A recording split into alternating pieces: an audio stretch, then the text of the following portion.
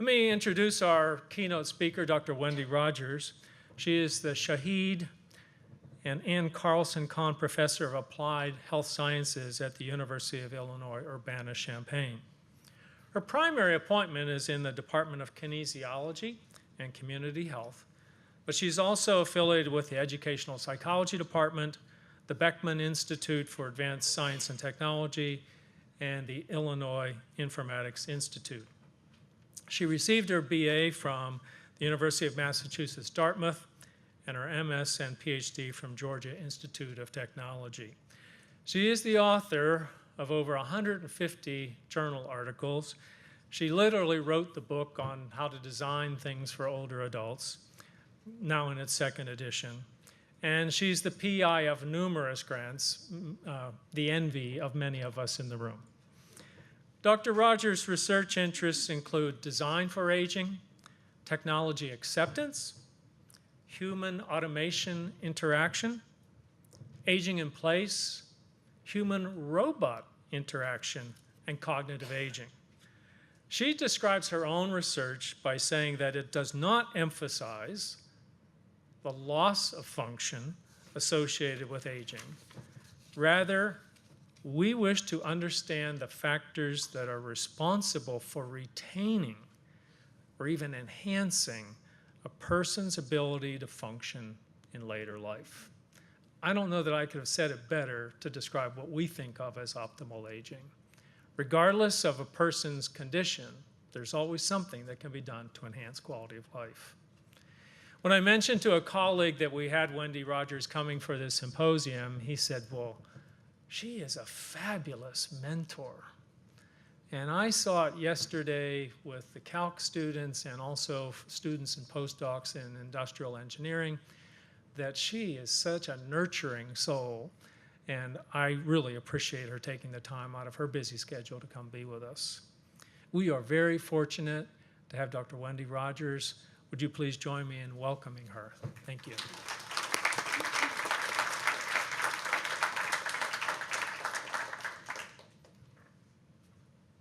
What a lovely introduction. Thank you so much. I'm delighted to be here, and I'll be even more delighted if the computer turns on and everything goes as planned.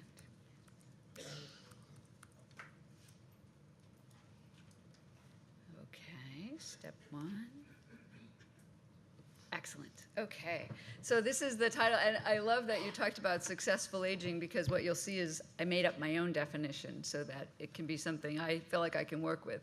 So the title of my talk is Technology Designed for Successful Aging, and I direct the Human Factors and Aging Laboratory, and many of you may know what Human Factors is, but just briefly, it's the study of the characteristics of people and their interactions with products, environments, and equipment. And it's thinking about the needs and the capabilities of users when you're designing systems, devices, training, instructions, and environments. So the shorthand term is designing for human use. And I interact with a lot of engineers, and they'll often say, we can build anything, right? But what should we be building, and how should we build it in such a way that people can actually use it and benefit from it? That's where Human Factors comes in. And in the Human Factors and Aging Laboratory, our focus here is on characteristics of the older adults. What are their abilities, their limitations, their needs, their preferences, and how can we design technology not only for them, but with them? So all of my research engages older adults in the development process. And the goal is both useful and usable products, making sure we provide effective training and instruction. I think that's where a lot of technologies fail. They may be a great idea, but they don't provide the support that people need to be able to use them. And then thinking about how best to introduce technologies into people's lives, deployment and introduction. So that's my, my background. And so here's my definition of successful aging: functioning effectively and independently, maintaining personal autonomy, retaining and enhancing abilities, managing health, because that is often a part of aging, both chronic conditions, but also improving wellness. And then really important, I think, is remaining socially engaged and participating in one's community. So that's how I think about successful aging.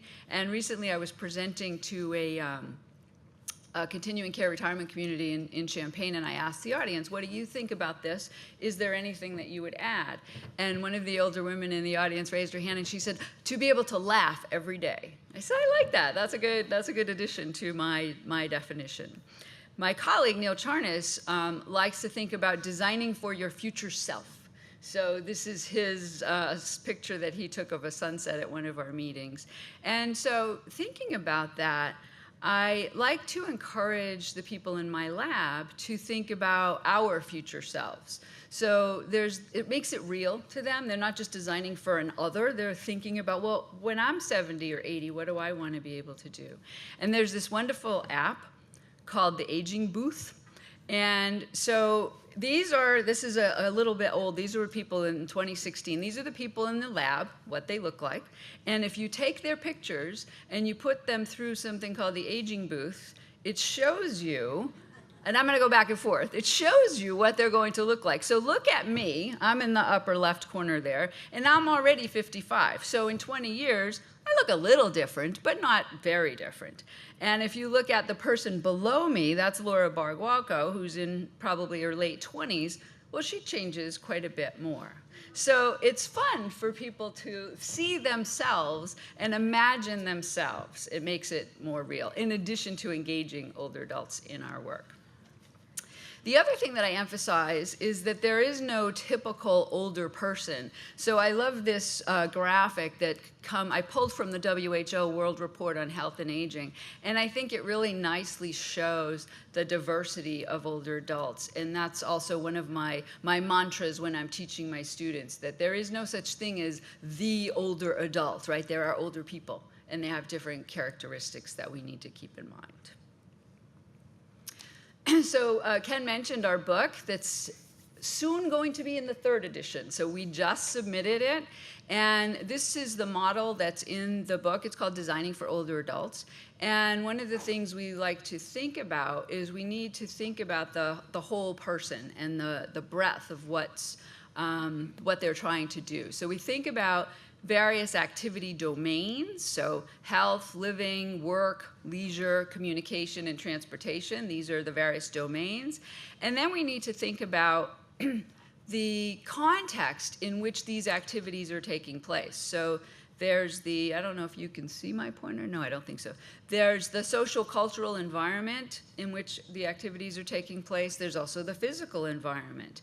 And then the older adult, himself or herself, has certain characteristics that we need to pay attention to.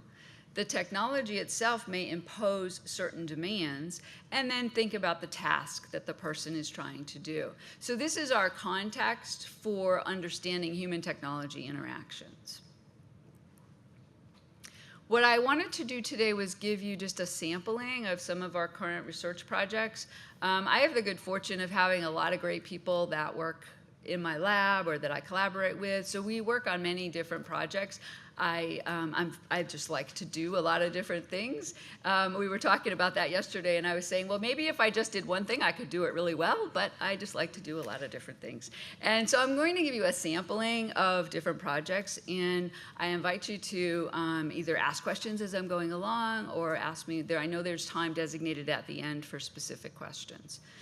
But the first thing I just want to emphasize that I think you'll see throughout my research is I've really been inspired by an early model about technology acceptance. So if you're going to design technology for people, what is the most important thing to consider? This model has evolved over the years, and if you see the ones that are used today, they're much more complicated about all the things that affect technology acceptance. But to me, this simplified model highlights a couple of things that are really important. First is perceived usefulness, which is the degree to which an individual believes that using a system will help him or her achieve a goal. Is it useful to me? Is it going to help me in some way? If not, why bother, right? I'm not necessarily, and helping me could be helping me have fun, right? It doesn't have to do something for me, but is there something I see as useful? Second is perceived ease of use, the degree to which an individual believes that the system will be easy to use. And that's where my human factors comes in, right? Making sure that the system is designed in a way that people can actually use it. And it's important to note that both of these are perceived, right? Others may find it useful, but if I don't think it's useful for me, it doesn't matter. You might think it's easy to use, but if I don't think it's easy to use, it doesn't matter. So it's my perceptions that are going to drive my initial attitude, my intentions, and my actual use of whatever technology is. So you'll see these themes as we go through the examples, thinking about how might this be useful, and then how might we make sure that it's easy to use. So I'm going to start with social engagement, and we know from the literature that higher levels of social engagement for older adults have been linked to reduced hypertension, decreased development of dementia, increased mental health and psychological well-being, and even reduced mortality rates. You probably have seen a lot of this recently in the general news about issues of loneliness and the importance of social engagement. Somebody forwarded me a link recently that I think England appointed a British Minister of Loneliness, which should have been the British Minister of Social Engagement, right? And thinking about it more positively. But, you know, that concept you're starting to see in a lot of places. And so that's one area where we've been thinking about the potential benefit of technology. So there's a company called OneClick.chat that we have been working with, and we received a grant. So the government funds these, it's called the Small Business Innovative Research Grant, SBIR, and it's meant to support small businesses that have great ideas. And it's a way for businesses to work with academics and develop these ideas. So the grant is called Supporting Social Engagement Through Technology for Older Adults with and Without Mild Cognitive Impairment. This is their website, so it looks kind of like a commercial. And the idea is they've developed this video chat platform, kind of like Skype, but way better, a lot easier to use, which is why it's called OneClick, right? You click on one button and you're already in the system, and it really does work that way. And they have different ways of connecting, meeting rooms or virtual events. And so this is basically what it looks like. You can have up to 9 people, which is a bit overwhelming, but it enables people to engage in conversation with others about topics of mutual interest, not necessarily with people that they know, right? But finding people who have shared interests that you can chat with. And it enables you to be social, to be actively engaged without leaving home, and as I mentioned, to talk about shared interests. So the idea is that this video platform can provide a rich social interaction because it has voice, facial, I can see, I talk a lot with my hands, so I promise I'll probably knock the microphone at some point, but that's how I'm engaged, right? I'm talking, I'm excited, and you can see that. There's some value of being able to have that information. It's web-based, so again, you don't have to download anything. All you need is a computer and an internet connection. And I say all you need. I realize not everybody has that, but we're moving in that direction. And so it's a way to provide easy opportunities. So this is the grant.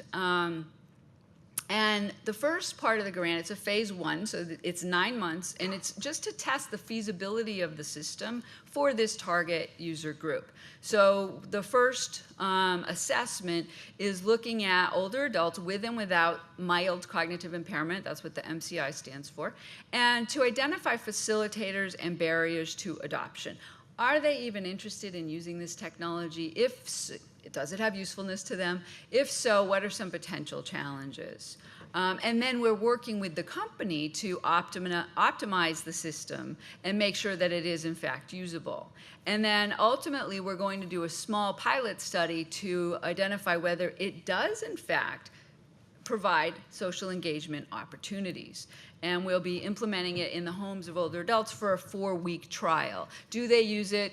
Do they have challenges using it? And do they feel more engaged with others?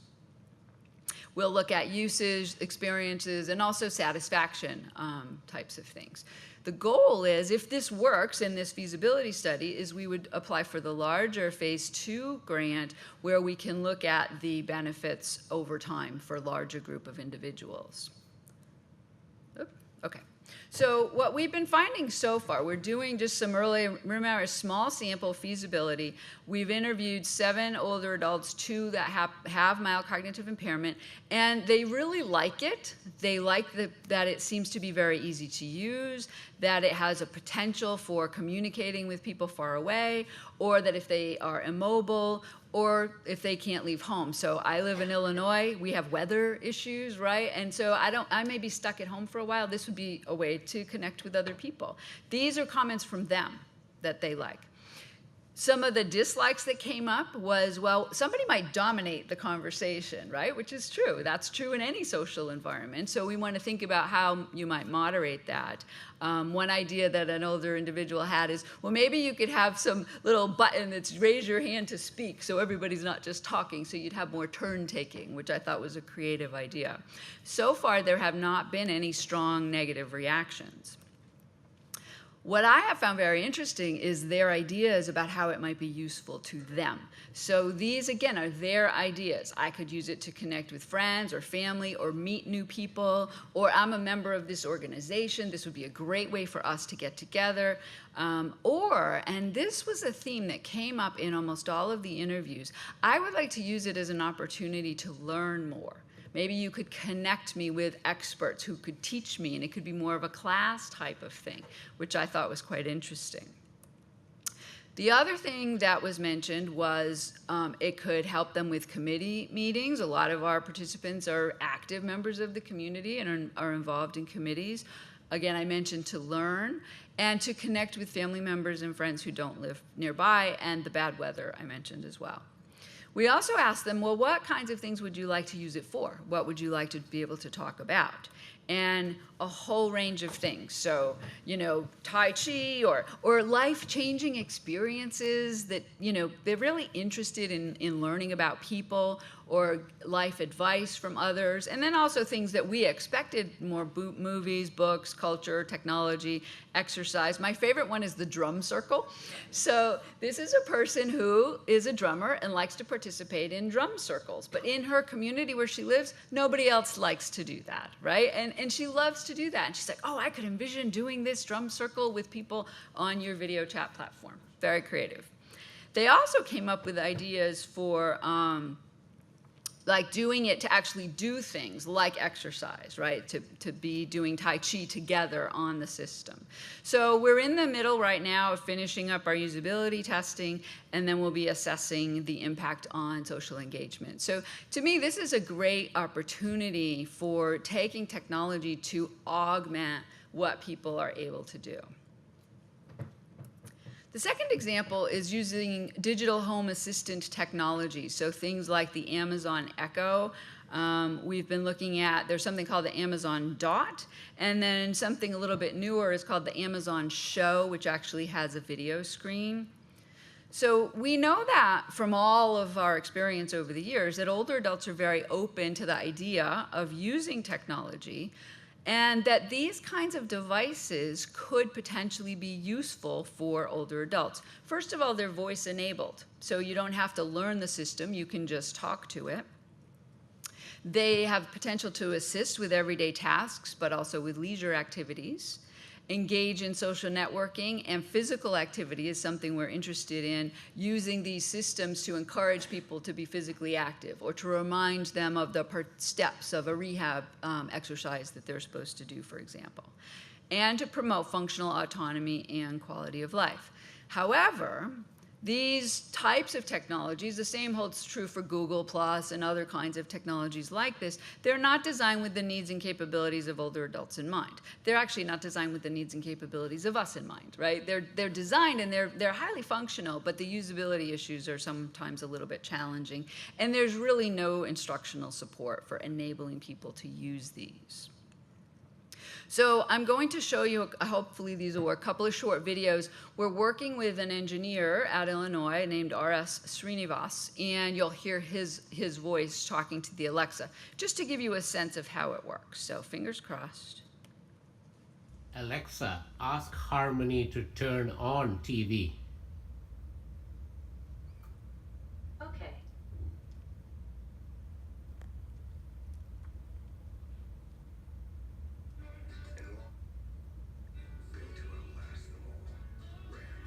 Doing a commercial for Dodge. Alexa, ask Harmony to turn off TV. Okay.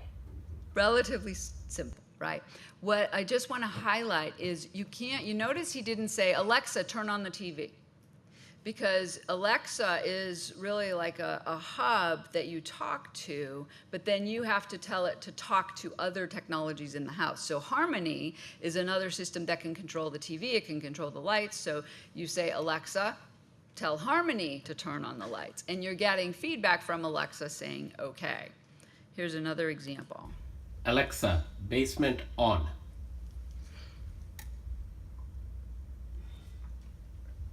We get to see a little of RS's Okay. house.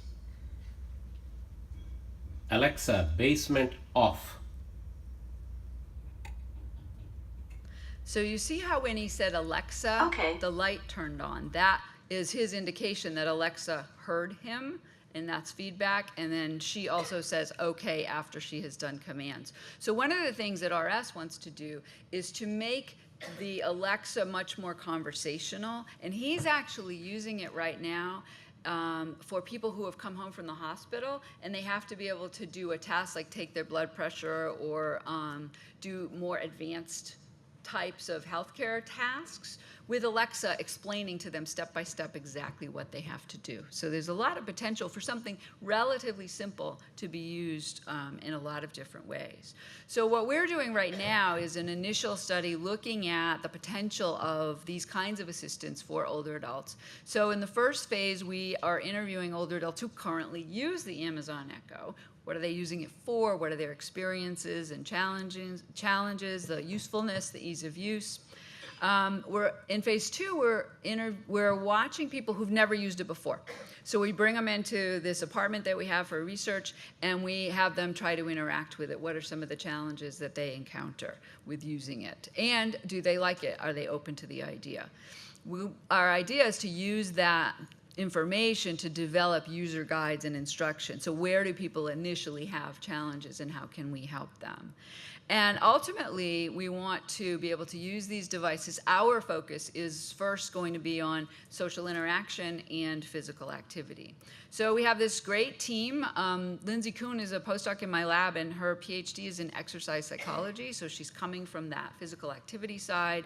RS and Brian Jones are electrical engineers, and then myself, Sean McGlynn, and Kenny Blocker are the human factors and aging folks. So first of all, what have we've identified some usability issues and looked at interviews with, as I mentioned, current users over the age of 50. That's not old or adult, the way it's often defined, but we're interested in people starting to use this. I think if you start using it earlier in your life and it becomes part of your everyday activities, then you might use it for more things later, right? Maybe now you use it to play music and talk to your friends, and then later you might use it to remind you to take your medication, for instance. And then the novice users we were looking at were over age 65. So the current users, we asked them, how did you come to have this Amazon Echo? It was a gift from my daughter. She thought I would enjoy using it. That's fairly common. Somebody else bought it for them. They learn how to use it through various methods. Somebody teaches them, or some folks have said, well, I just kind of experiment. Their attitudes have really been quite positive overall. I don't know if there's anything I don't like to do. Everything I've done on the Amazon Echo I really like. And then this is really a theme that we're taking note of, is they're unsure of what it can do. It can do a lot of things, but it's really difficult to know what it can do. So this is an example. I'm sure there's a lot of stuff that I don't know that she does. And notice it's a she, right? Because it's a female voice. So one of the things that we found is they like it. They wish it could do more things. So we asked them, what do you wish it could do? And some of the things that they listed were things it can already do, but they just didn't know how to make it do that. With the novices, having them interact with it, they like the idea, but they're having difficulties interacting with it and getting it to do what they want to do. So they think it's potentially useful, but it's going to require some instructional support. But what's interesting is Lindsay told me several of her participants have contacted her after the study is over and told her they went out and bought an Echo. So they see the potential of it, which I think is really positive. So far we can already make some design recommendations. Certainly, and this is a theme that I emphasize, the importance of providing instructions for setting it up, for learning to use it. And the idea of trying to make it more personalized, so doesn't have to be called Alexa, right? Maybe I want to call it something else. And so we can program it to do that. Another comment has been, well, I wish it was more polite, or, say please, say thank you, right? That should be relatively easy. Because natural conversation, that's what we do, right? And that's what we teach our children to do. One of my colleagues, her children use it, and she's like, I wish it were more polite, because they're being demanding, they sound demanding. And thinking about how they could use it to connect with others, not just to talk to the Amazon itself. And for continued use, support for technical issues, but also thinking of ways to enable people to use it to learn new activities. So next steps, that's Dr. Lindsay Kuhn with one of our participants in our apartment. We need to complete some of these early studies, and then I'm very excited to say we just got some funding for a larger scale study where we're going to be able to look at people using it in their home over extended periods of time and the value to them.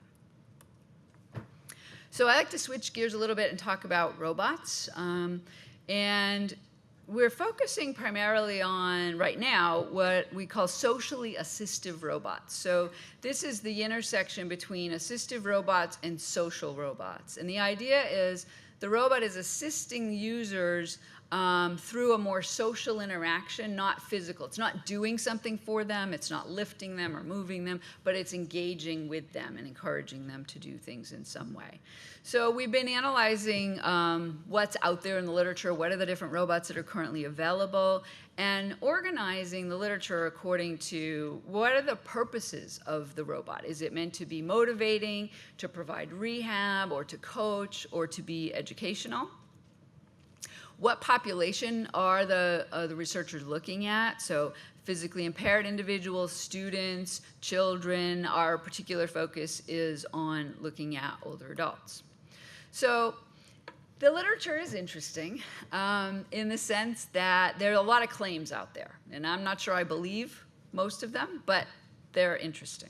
So there's suggestion that socially assistive robots can enhance emotions and mood, can improve relationships, can reduce dementia symptoms, improve cognitive function, and improve caregiving. I think all of that is potential, and I think we're moving in that direction. I think sometimes the claims of what robots can do are overstated right now, but I think there's potential. But a lot of the research so far with respect to older adults has been focused more on dementia care, and most of the research studies are very exploratory. They're small samples in the lab. They're limited in what we can learn. So this is a research program that I'm developing to understand this in more depth. So there's a lot of potential for supportive robots that can then fall into this intersection. They're assistive, they're social, and they're being used in the home environment. So a home care robot is one that's assisting in everyday activities, and the fact that it's social might facilitate the interaction. So HealthBot is an example robot that monitors blood pressure and uses telecommunication to connect with healthcare professionals. There's a robot called Hobbit that is supposed to detect falls, it can carry objects for you, and it can play games with you. There's one called Compai. I love the names of robots, they're fun. It can provide reminders, medication checking, health checks, and emergency signaling if something happens. So these are home care robots that are out being studied right now. On the social robot side, an assistive social robot is one that is supposed to be more therapeutic. And one is Bandit. You can guess where that one was developed, University of Southern California. That is meant to encourage physical activity. Paro, which I'll talk about in a moment because we have a Paro and we've done some studies with Paro, was originally shown to reduce dementia symptoms in therapy group sessions. And then the iCat, we also have an iCat, was originally used to inform and motivate older adults to improve their health. Now the iCat, if you come to my lab, you see it's sitting in our lab library. It doesn't work anymore, and it's not supported anymore. So this was a very early robot. It was developed, I don't know, good 10, 15 years ago. So it was good for research purposes and helped us learn a lot, but it's not available anymore. Then there are robots that are really just meant to be companions, so that provide some kind of a social presence. The IfBot is a conversational robot that is supposed to understand natural language and react to language. There's one called Aibo, which is a dog-like robot that also reacts to language and emotions. And then the Neo, which can share information and support remote communication in the home.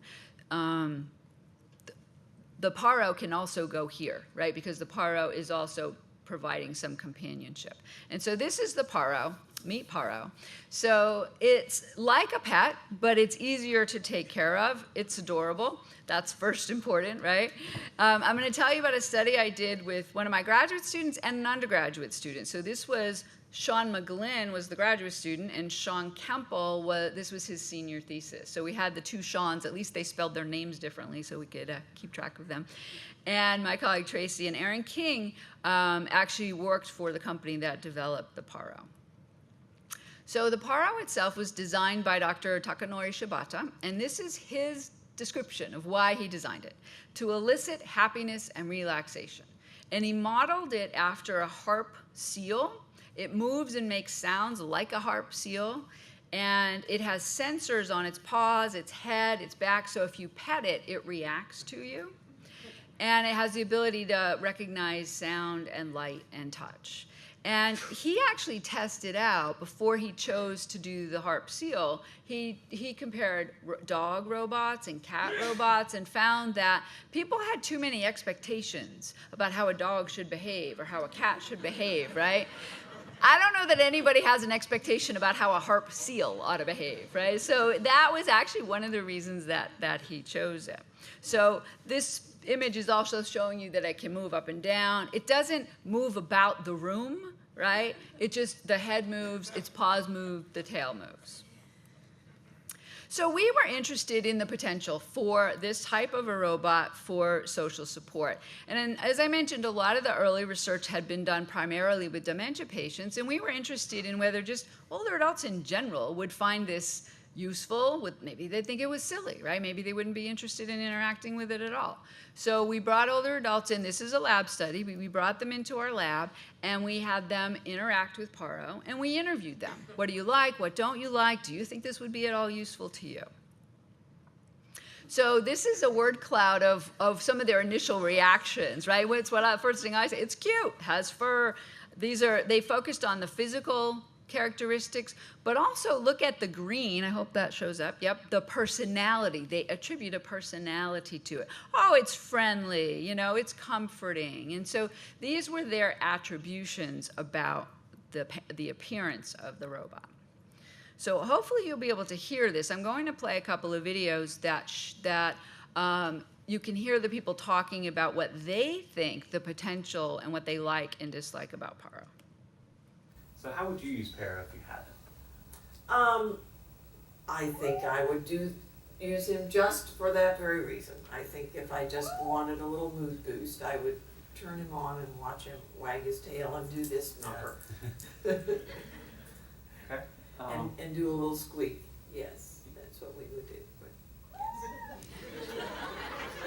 All right, So isn't that great? So a couple of methodological things to note. You don't see Sean, that's Sean Kemple, the undergrad, doing the interview, and he's off to the side, and Paro is in front of the participant because we don't want her talking to Sean, right? We want to see if she's interacting with Paro, and she does, right? She's looking at Paro. She's going back and forth as if Paro is part of the group that they're having the conversation with. so do you like anything about Paro? Oh yeah, I think he's real cute. Something you can really just play with, for an indefinite period of time, just making him react to you. Yeah. And whatnot. It's almost like having a real pet in the house. Yeah. Okay. So we did the interview, and we asked them about what their attitudes were, positive, negative, and most of the participants thought it would be useful to them. That's the green. Useful to you or useful to others, right? So the green is, yes, useful to me, and I could see it as being useful to others as well. I think it would be very comforting. If I were angry or distressed, I think it would be a very good pick-me-up, right? So it would help boost their mood, which is what that one woman said. Or some didn't like it. Right now, no.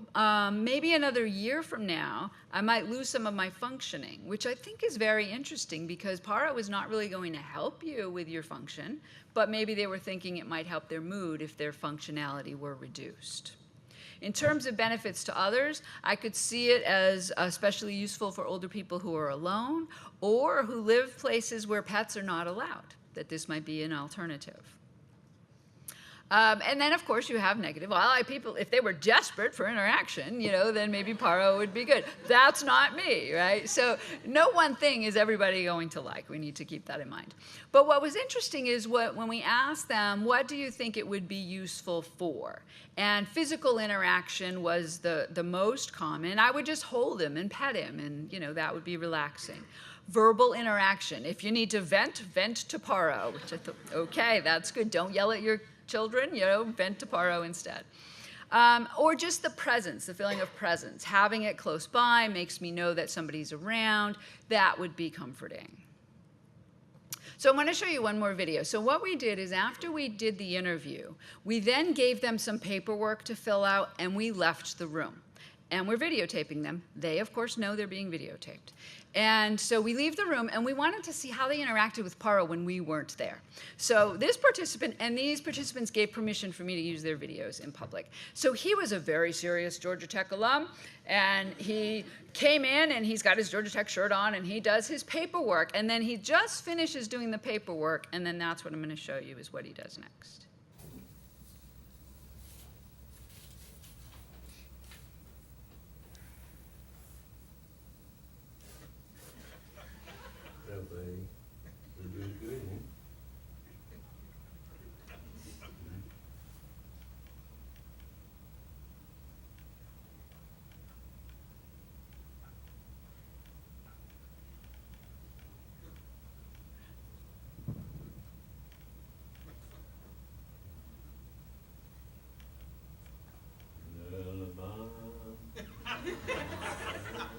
Is that not the most precious thing you've ever seen? What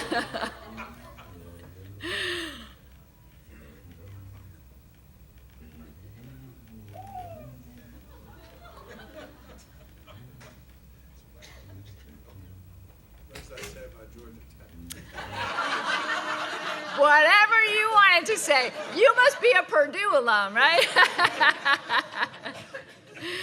So I think he'd still be there with Paro today if we hadn't come back into the room, And we didn't know what was on the video. We're not watching it live. And so when Sean ever saw this video, he said, "Wendy, you've got to see this." I mean, it's just so compelling. And so, most older adults liked it. They interacted with it. They thought it could be relaxing. It would be low effort. But not everybody does. So the other thing that we did is we had Sean Campbell, the undergrad, go through and analyze all of the videos and count, basically, how many interactions did the person have with the Paro. And the green are words. How many words did they speak to the Paro? Next is petting it, touching it, smiling, gesturing, or moving it about in some way. So what you see is these are different participants, right? So that number one, I don't know if it is that fellow, but it could be that fellow. He talked to it, he sang to it, he pet it, right? Some people engaged with it a lot, but then there were a couple of people here at the end that didn't engage with it at all. So it's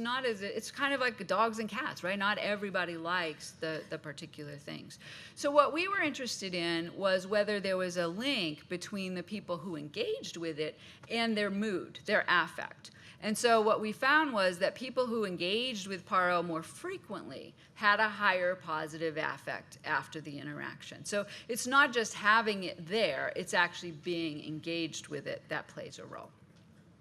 So our goals next are to try to identify, this was a short-term study, are there longer-term benefits to reducing someone's stress or providing companionship? And more importantly, I think, is, well, what are the specific characteristics of the robot that make the difference, right? What about the appearance? How might it need to interact? How responsive does it need to be? Does it need to learn about the person? Because all of these cost money, right? And require more intelligence on the part of the robot. But how important are they? And that will help us to understand what is the important ingredient, so to speak, in this social interaction. So the last project I want to talk about is trust in a robot. And so this was a study looking at trust in a home care robot. And this is Rachel Stuck's master's thesis. And we interviewed 24 older adults who live either in independent or assisted living, but they already receive care from a human. And so we were interested in their attitudes about what if they were to receive care from a robot.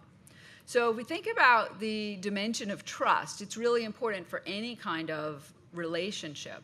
And trust is defined as the willingness to be vulnerable and your expectations about actions that are important to you. So this is a general definition of trust. And trust is dependent on many different factors. We know what it takes for us to develop trust in others. Just in general, imagine trust in somebody who's caring for you. And so we were interested in their opinions about both human care providers and also robot care providers.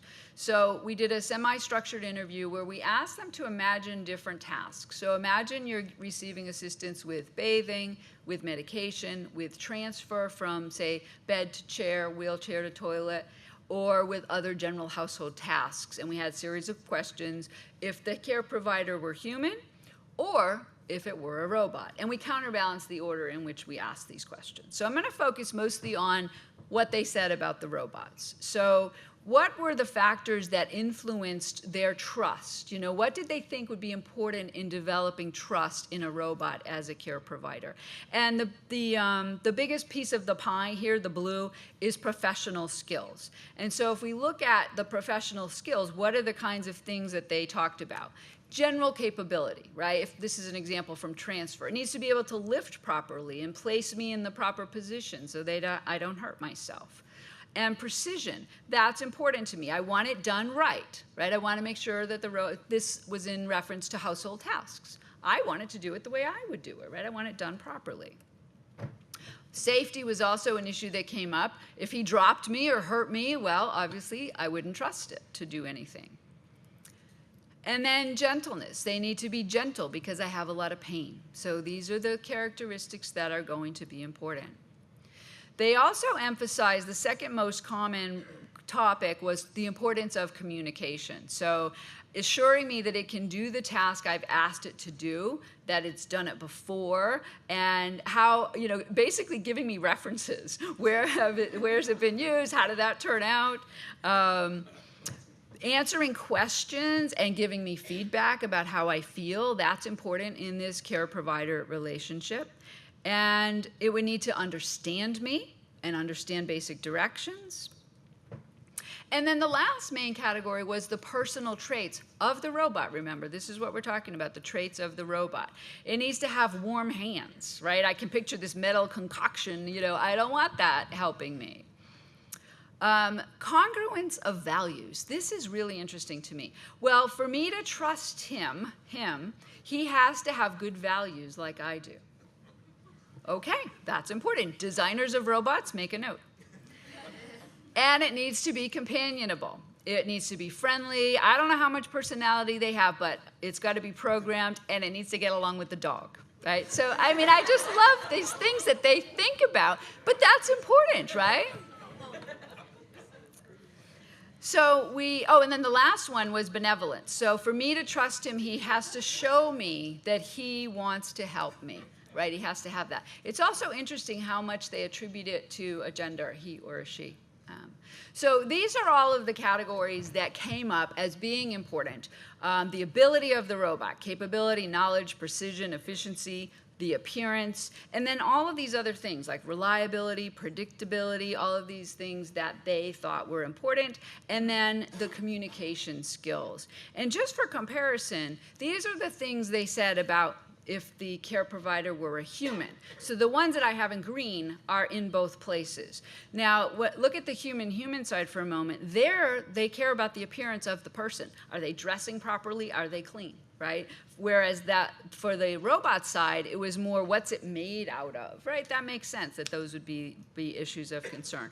But a lot of similar things, right? Whoever is providing care, these things are important to them.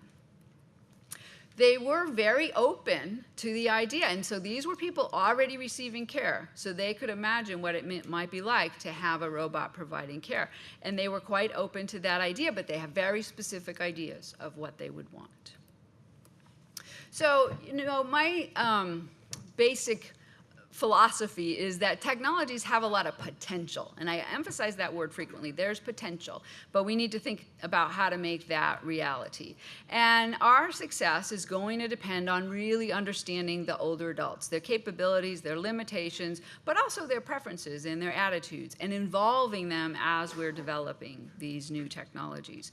And again, I think you probably saw the theme throughout, the importance of thinking about both usefulness and ease of use. So I want to highlight, a couple years ago now already, in 2015, the White House hosted a conference on aging. They do this every 10 years. And the report came out, and I was very excited to read the report. And they talked about technology. And this is a quote: "Technology has transformed what it means to age in America. Web-based technologies, robotics, and mobile devices help older adults access the services they need, stay connected to family and friends, and remain independent." And I read that and I said, no, they don't. Not yet, right? They have the potential to do all of these things, but they don't do all of these things yet. And so I was kind of disappointed because they stated as if it's a fact, we're done, okay, old folks, you're all set, we've got all this technology for you. No, no, no, no, no. So I think it's a shame that they phrased it that way because in my opinion, it really remains a challenge. And that's what we need to do. We need to make sure that these technologies are being designed to support people's needs. They're useful and usable. They're efficacious in the long term. We know very little about long-term use of technologies to support or enhance the capabilities of older adults. We don't know how to integrate technologies into the family, into the healthcare system, and into people's lives. So there's a lot more that remains to be done. I am glad that the people who wrote that report recognized the importance of technology, but I don't think that we're quite done yet. So the research that I talked about today is affiliated with two centers. First is the CREATE Center, which is the Center for Research and Education on Aging and Technology Enhancement. This is funded by the National Institute on Aging, and our team has been funded since 1999. So we are now in what we fondly refer to as CREATE 4. So we've been doing a lot of research. That's the team that wrote the book. And we're getting ready to submit the proposal next spring for CREATE 5. And so that's been a very productive team. In the other center is called TechSage, which is Technologies to Support Successful Aging with Disability. And this is funded by the National Institute on Disability, Independent Living, and Rehabilitation Research. We were first funded in 2013. The focus is on people who are aging with a disability. So our target groups are people who are blind, who are deaf, who are mobility impaired, but who are also getting older. And this segment of the population has really been greatly ignored. And I'm so excited to say that just this week we got word that we've been funded for 5 more years. So we have a wonderful interdisciplinary team. It started at Georgia Tech. Since I moved to Illinois, it's now a Georgia Tech Illinois Center, and it's really exciting because I think it's so important to consider all segments of the population. So I shall end with my team because they're the ones that do all of the work, and I appreciate your attention. Thank you.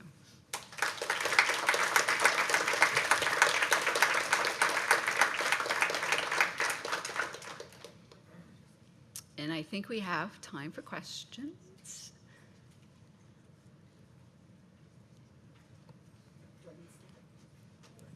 I need to speak. Speak up, not stand up, right? Okay, speak up. I can. Yes, I was wondering, have you, in this process, do you have plans to try to look at the increasing difficulty of implementing this with older individuals who are particularly low income.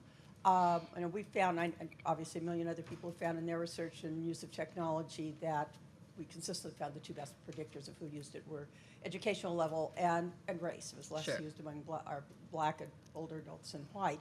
So do you think that this is going to be able to be implemented in these groups? Because these may be the people who need it actually the most, because they're the most likely to be impaired, socially isolated. So I just was wondering your thoughts in terms of your plans for your future research with this, since obviously where you're going is sort of where the field is going with this. Yeah, I think it's a great question, and we absolutely need to be aware of that. And so I try to keep that in mind with the range of research that we're doing and the different technologies that we're looking at. And certain things are very accessible to many individuals because more and more people have a smartphone and there are apps on a smartphone. So some of our projects that we're developing will be free. Right? And so if you already have a smartphone, like we're working on, I didn't talk about it today, but a medication adherence reminder app that would be free. The other thing is to think about technology. So I am connecting with a group in Chicago to reach broader segments of the population. And think about like robots, for instance. I think we'll first see them in community residences where multiple people might benefit from the same robot. And so maybe there's an investment, but it's serving multiple people. Other things like the Amazon Echo, I met with a fellow who directs he's building several continuing care communities, and he said, we're going to give every resident an Echo.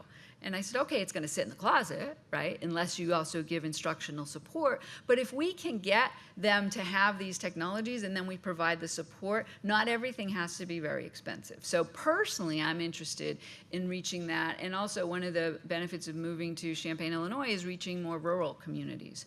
So one of the things we're doing is partnering with extension services at Illinois to try to reach broader segments of the population.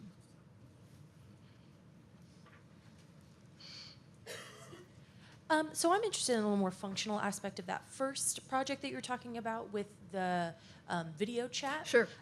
So you were talking about like putting it in the homes for a few weeks. And I guess something that I was curious about is how, and you want to know, like, are they actually using it? Mm-hmm. So how would you measure, I guess, like fidelity when they're in the home with that sort of interface?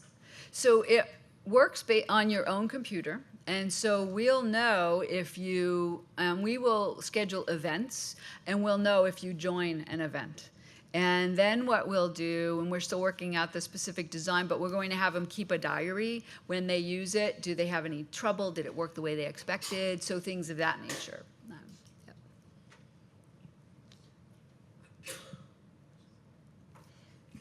Microphone ordeal. I had a question about the Alexa. So I was thinking about this with my grandmother, had a stroke and then had a lot of like functional mobility issues after that. And her speech pattern was also different. And so I was wondering with Alexa, so instead of saying Alexa, she would sound more like Alexa. And like, will Alexa recognize that? Good question. And no, not yet. Right? And I think that's part of why we need engineers on the team, because off-the-shelf Alexa won't recognize it, but we think we could train it or write a program where she could. And we could also choose a word that's easy for her to say, right? Alexa, as opposed to Bob or something, right? So we can tailor it to the individual, and I think that's going to be important. So I'm curious about Paro, and I'm thinking about the movie Her, where a man falls in love with a computer, and I'm wondering if like there's downsides of being robots and being like too reliant on technology, and if like the technology were to break, how that would look in like the lives. I don't know. Yeah, no, great question. I think it's something to think about, not just with Paro, but in general, over-reliance on technology. So one of the things that we try to think about is not replacing what people can do, but enhancing or encouraging them to do more. So some of the work in human-robot interaction is encouraging people to move around, be active, be engaged. So they're not relying on it, but it's helping them. That's been a bit of a controversy with the Paro in particular. A couple years ago, there was an article in the New York Times, and the person who called to interview me was pitching me against somebody who was anti-Paro and saying, oh, you know, these people with dementia, they don't know that it's a robot, and, you know, that's unethical, and you shouldn't be using it. And my opinion is, for those groups, if it works, why not? Who are we hurting, right? If it's reducing their agitation or making them feel more relaxed, I'm not hurting anybody. But what was most fun about the article was the comments in the bottom, right? And one older fellow wrote, and he said he was older, that's how I know. He said, I know it's a robot, but I still might like it. I talk to my dog, you know? And so we just have to always be aware, and I don't mean to belittle. There are ethical concerns that we absolutely need to be aware of, but sometimes I think they get overstated. Thanks again for your work. This is really very fascinating. And that's a really good precursor to my question, and that's in the direction of applying tech interventions or opportunities to the older population with cognitive impairment. Mm-hmm.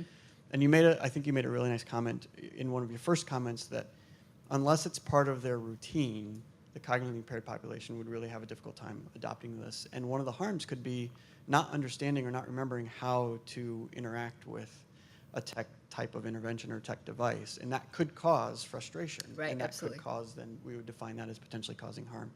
So my question is, can you talk a little bit more about whether you're approaching the cognitively impaired population with your interventions right now, and if so, how are you developing and designing for that unique population? Because and I also want to just qualify that a lot of the potential benefits here about social engagement, with support, are intending they have short-term outcomes, but they have really long-term outcomes that I think we're all going after. Right. And if you want to comment then about how your approach to evaluating those long-term outcomes. Can we keep people in their homes? Can we keep them independent? Can we keep them autonomous with significant long-term outcomes? How you're approaching that too would be helpful. Great, thank you. That's great questions. The work with mild cognitive impairment, that's a new area for me. So I have not worked in that area. So of course I have an expert on my team that I'm working with. I don't pretend to know. And so we're learning. So the video chat study, that's the first one I'm doing with that segment of the population. And so one of the things we're learning, even just testing the usability of a system, is a little bit more challenging with them, because we want to make sure that they know what they're supposed to be doing and that they don't get frustrated. And so part of what our goal is to develop the instructions as you're going along, so they don't have to remember anything, and so it's very clear. And we have screens. You press here. This is what you do. So as a way to support them being able to use the technology. So we're very aware that their needs are unique, and we need to understand that, and we don't want to have the potential unintended consequences of frustration or agitation when that's what we're trying to do. So I think that's a hugely important area. I'm just starting to get into that, and I'm excited to have a new colleague that is helping me learn. And my students have to learn as well. So her student is teaching my student what to do. And to the credit of the reviewers at the National Institute on Aging, they asked exactly some of those questions, right? Maybe you were the reviewer. You know, what are you going to do if the participant gets frustrated during the study? What protocols do you have in place? So it's really important to be aware of that. Your other question, I think, is something that I'm very interested in pursuing. And if you look at some of my current and future grants, it's looking at long-term benefits. Well, okay, that's fine. I used it in your lab for a little while. It's great, you know, or I used it for a week. It's good. Well, what happens when you're using it for 6 months or 9 months or extended periods of time? So, you know, one of the projects that Dustin and I worked on, the PRISM project from CREATE, was a year-long study of having a technology in the home. And it was a computer system that actually did reduce feelings of loneliness and increase feelings of social support over a 1-year period. So that's where we need to be going, is looking at the longer term. Poor Sam, he's running around with the mic.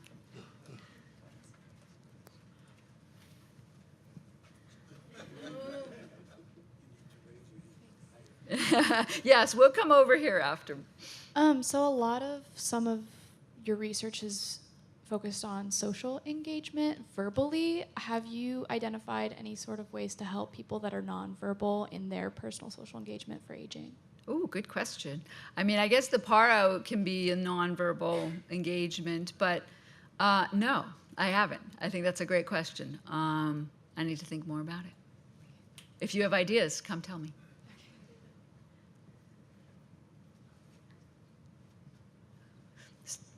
Sam, she's had her hand up for ages, so grab her first and then go in the back. So I find a lot of this technology fascinating and something I keep thinking about. So I come from a background of thinking of family caregiving and family caregivers. So I kind of have like a two-part question in the fact of, are you thinking of, I know you're reaching out to older adults directly, but are you thinking of kind of engaging the family caregivers in this process? Maybe older adults would be more open to using the technology if it comes from that that person. Mm-hmm.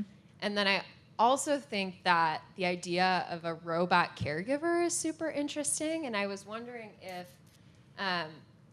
any of the older adults discussed perhaps even preferring that to a family member in terms of privacy or in terms of maintaining more of that relationship. So maybe if you could speak to kind of the role of the family caregiver. Yeah, very, very good question. So I think the role of the family member is very important for the introduction of the technology. And one of the projects we're thinking about with the video chat platform is also using it to engage family members and getting them more comfortable with it that way, and then maybe they'd be willing to use it for other things. Likewise, with the Amazon Alexa, we found that a lot of people, that's how they first got it, was a family member gave it to them, but then they left it there, you know, and so we need to go beyond that. And then I remember I liked your second point, but I've forgotten what it was. Say again. For the robot caregiver. Yes, good. Okay. So in one of our studies, we asked people about a whole range of activities of daily living, also instrumental activities of daily living.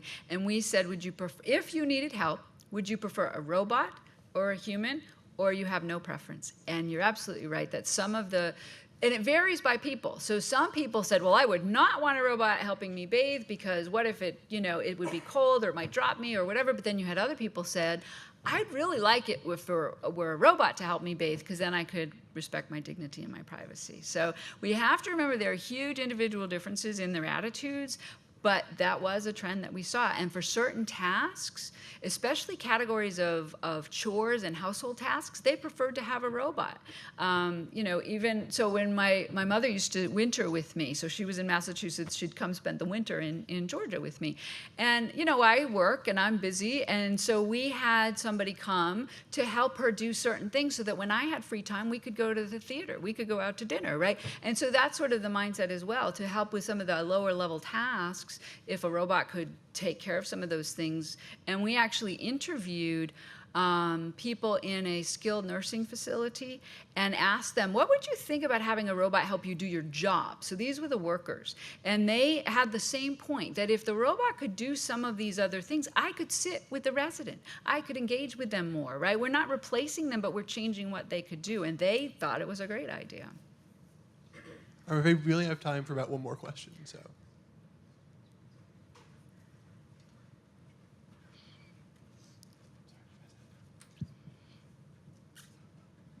Wendy, you're at one of the universities that was the envy of so many universities early on in providing access and support for students with disabilities. They're just a real leader following the Second World War. So I assume a lot of that effort is still in place. Oh, absolutely. Mm-hmm. You're kind of working at both ends of the continuum. Is there collaboration going on between your group research team and what's going on with students? How is that collaboration working out, and what are the benefits that you see coming from that? Oh, that's a great question, and you're right. That was one of the things I was excited about moving to the University of Illinois. They're really at the forefront there.